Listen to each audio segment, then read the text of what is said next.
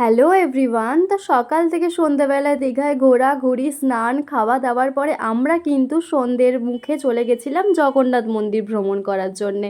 তো দূর থেকে মন্দিরের ভিউটা কিন্তু ভীষণ সুন্দর লাগছিল দেখতে, আর পুরো মন্দিরটা আলো দিয়ে ভীষণ সুন্দরভাবে সাজানো হয়েছে। রাতের বেলা করে মানে দিনের বেলাতে যখন মন্দিরে যাওয়া হয়, দিনের বেলায় মন্দিরের ভিউটা একই রকমই থাকে, শুধু আলোর অভাব থাকে, আর রাতের বেলা সেটা পুরোপুরি পরিপূর্ণ হয়ে যায় আলোর মধ্য দিয়ে। মানে ভীষণ সুন্দর লাগে দেখতে। তো চলো মন্দিরের ভেতরটা তোমাদের ঘুরে দেখাই। প্রথমেই বলে রাখি, মন্দিরের প্রবেশে কোথাও কোথাও লেখা আছে জগন্নাথ মন্দির, আবার কোথাও কোথাও লেখা আছে জগন্নাথ ধাম।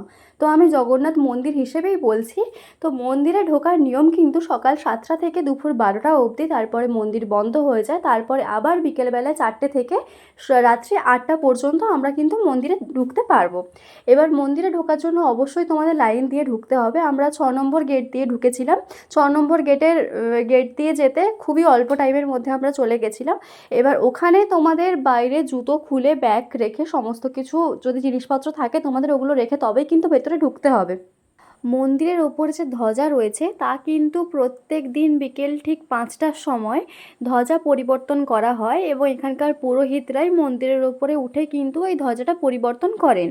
মন্দিরের ভেতরে প্রতিটি অংশ, মন্দিরের ধাম, মন্দিরের দেওয়াল, মন্দিরের যাবতীয় যা অংশ রয়েছে, জানলা, দরজা, প্রতিটি অংশই কিন্তু খুব সূক্ষ্ম সূক্ষ্ম কারুকার্য দ্বারা গঠন করা হয়েছে, যার জন্য ভীষণ সুন্দর লাগছে দেখতে। তো এইবার কিন্তু আমরা অনেকগুলো গেট পেরিয়ে পেরিয়ে ভগবানের দর্শন কিন্তু পেলাম অবশিষ্টে।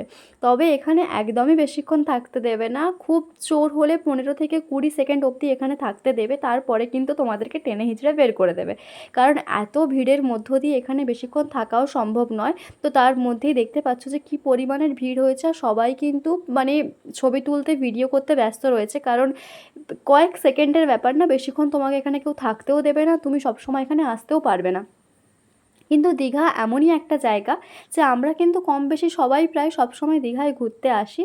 আর দীঘার মাধুর্য বলো, সৌন্দর্য বলো, আরও বেড়ে গেছে এই জগন্নাথ ধাম বা মন্দিরের প্রভাবে। তোমরা কারা কারা দীঘার জগন্নাথ মন্দির দর্শন করলে আমায় প্লিজ কমেন্ট করে জানিও।